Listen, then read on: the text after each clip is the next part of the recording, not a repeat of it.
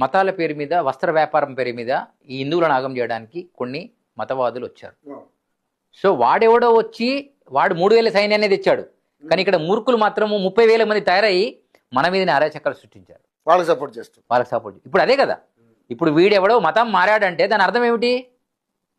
వాడెవడికో support British వాళ్ళకి support చేస్తున్నట్టే కదా. అంటే వాడికి ముంచట్టే ఆలోచన. మీకు అర్థమైద్దా నేను చెప్పింది? ఇప్పుడు నువ్వు సాయిబాబాని మొక్కుతున్నావు అంటే అర్థం ఏంటి? నువ్వు గతంలో ఎవడికో నవాబు గుడ్డట్ లెక్క వాడి మొక్కుతున్నావు, వాడి దేవాలయం పెట్టి వాడికి అభిషేకాలు చేస్తున్నావు అంటే. ఆనాడు వీరబ్రహ్మేంద్ర స్వామికి ఆపోజిట్గా వచ్చినటువంటి పండిత వర్గం గురించి చెప్తా.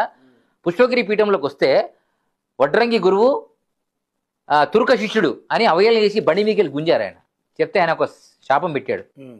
రేపు రాబోయే కాలంలో ఏ సిద్ధయ్య ఎవడైతే తుర్కోడు అన్నారో ఆ తుర్కోడికే పూజ చేసి వాడికి ఇంజన్కి అభిషేకం చేసుకుని తీర్థం తాగే రోజులు మీకు వస్తాయి పురోహితులకు అని చెప్పారు. ఇప్పుడు సాయిబాబా గుడిలో పురోహితుడు ఎవడండి? క్రిస్టియన్నా ముస్లిమా? చెప్పండి నాకు కదా. ఇప్పుడు ఎవడు మారాలా?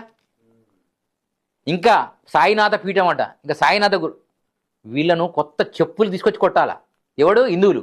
కానీ హిందువులు ఏమయ్యారంటే గురువు ఏ గురువు చెప్తే ఆ గురువు గుడ్డిగా మొక్కడం. నిజామాబాద్లో సాతెల్లి బాబా అని ఆయన ఉంటాడు, ఒక బాబా. ఆయన హిందూ ముస్లిం. ఆ నిజామాబాద్కి వెళ్ళి వేటలు కోసుకొని కందులు చేసుకొని తినడానికి వెళ్తారు మంచిగా తీసుకొని. ఇలా పీరీల పండుగ వచ్చింది. కొన్ని గ్రామాలలో కొండ గొర్రెలు వాళ్ళు షియా సున్నీలు కొట్టాడుకొని తుర్కోలకే పడదురా బాబు, వాడు మా దేవుడు కాదురా అని పీరీలు కాదని వాళ్ళు ముస్లింసే చెప్తున్నారు. సిగ్గు శరం లేకుండా హిందువులు బొట్లు పెట్టుకొని పట్టు చీరలు కట్టుకొని కంకణాలు కట్టుకొని. అమ్మ మీరు ఎవడికి పుట్టారా? నవాబులకు పుట్టారా? మీరు ఆనాడు నవాబు ఉంచుకుంటే పుట్టారా? మీరంతా ఎవడు పుట్టారు మీరు అడుగుతున్నారు ప్రజలు.